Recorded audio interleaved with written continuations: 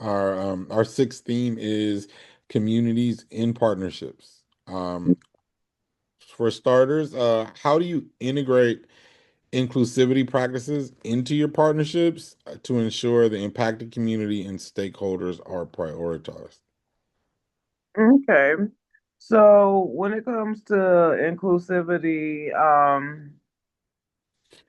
it's kind of a very thin line in topic because as we do love everybody and love everything, that is lovable and that's supposed to be lovable. We cannot stand for just anything. So when we say inclusivity, in terms of including to make sure that everybody is welcome and make sure that everybody is comfortable and make sure that nobody is discriminated against, whether it's for financial reasons, whether it's based off of gender, religion, or belief. Yeah, we will do those things. But in our organization, although we are not a religious based organization in terms of paperwork and management, we still have our morals and we still have our values that we stand by, which sometimes they don't include everybody. I hear And you. so, unfortunately, there's some things that we just don't stand for and we don't agree with, and we will not be accepting that in our organization. So, how do we do it? We just stand firm, and as long as we are staying in the parameters of the law and of our Constitution, we will be just fine. Okay. Okay. So you mentioned the gentleman earlier who was previously incarcerated, turned his life around. Okay. So how do you identify and address barriers that may prevent those underrepresented groups from participating in the partnership? We have some trainings. I'll say some, we have a lot of trainings because that young man he was one of those who, if he went to many other organizations, the way he was presenting when he first started, he wouldn't have been accepted to second semester. Understood.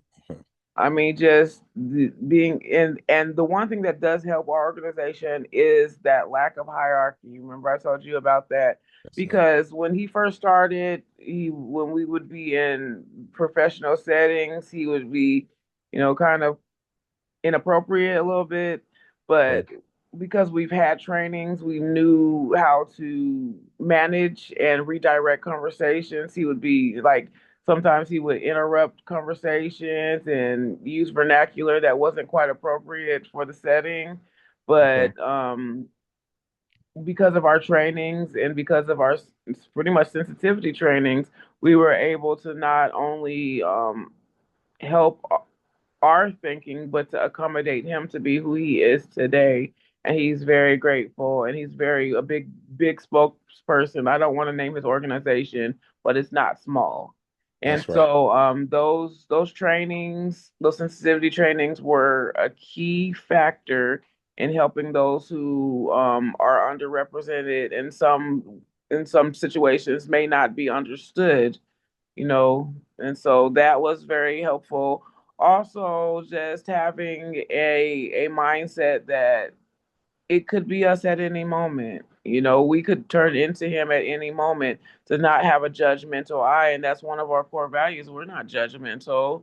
We want to see you successful. And I don't care if you come in stinky. I don't care if you come in homeless. I don't care what your situation is. You could be a millionaire and we're going to treat you exactly the same as we would treat you if you came in homeless. It doesn't matter to us. We just want to see you successful. That was big. Okay. Um, well, you answered my next question, which was how do we create a welcoming environment for all stakeholders? You touched on that. There's no hierarchy. You view everyone as an equal person, regardless of title. So Mhm. that's beautiful. For people with special circumstances, what accommodations are made for employees or volunteers that need like a little extra consideration, like screen readers, sign language interpreter, flexible schedule for people who are battling health ailments or things like that? Well, one thing you will find out, which is a very unspoken topic in the tech sector, is that a majority of your brilliant software developers are special needs. Yes, Most of us are autistic. Most of us have ADHD. And the reason I say us is because I'm diagnosed with autism, that's right. and You so, and I'm did. a physicist. I That's have my quirks, like my husband says, you have your quirks, but when it comes to being a math uh, anything that has to do with math, I don't care what the formula is, you give it to me, I got it. But there's that's still right. like quirky everyday things that need extra assistance. So That's when you have people who are special needs, software development is the perfect place for us. Sometimes we had when I was at Google, we had this floor called the what's it called? The antisocial floor. So everybody on the floor okay. was a software developer back in, but everybody was antisocial. Nobody wanted to talk to anybody. If we talked, it had to be via computer.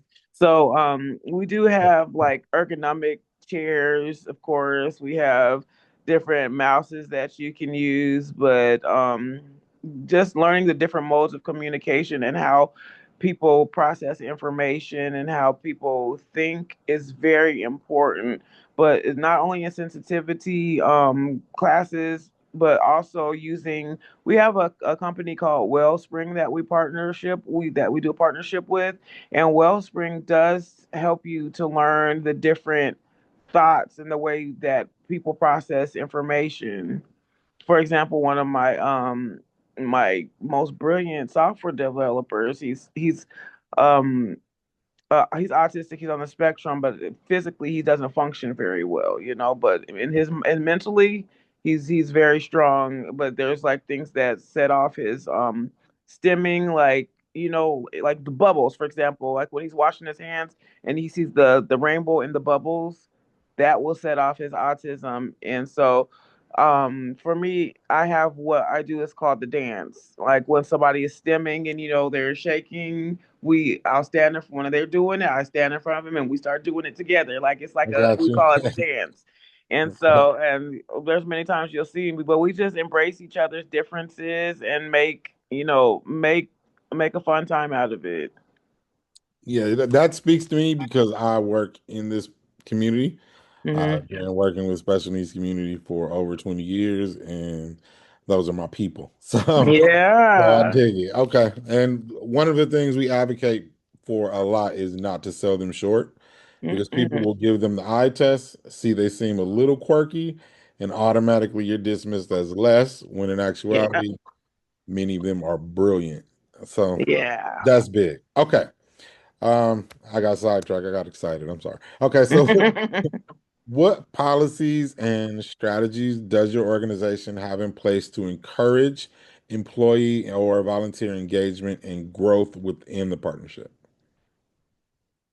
Well, we have different seminars and we do have different roundtables, but besides the roundtables, we put out a lot of publications, not necessarily completely domestically, but in our city and in our state where we are, we do and in the states that we have a lot of students in, we do put out a lot of publications welcoming the volunteers, welcoming interns, welcoming donations. Interns have been our bread and butter. We're so grateful for our interns because a lot of our work gets done through them. But the publications and making sure that we are out there and we're marketing and letting them know, hey, you're welcome. Come on.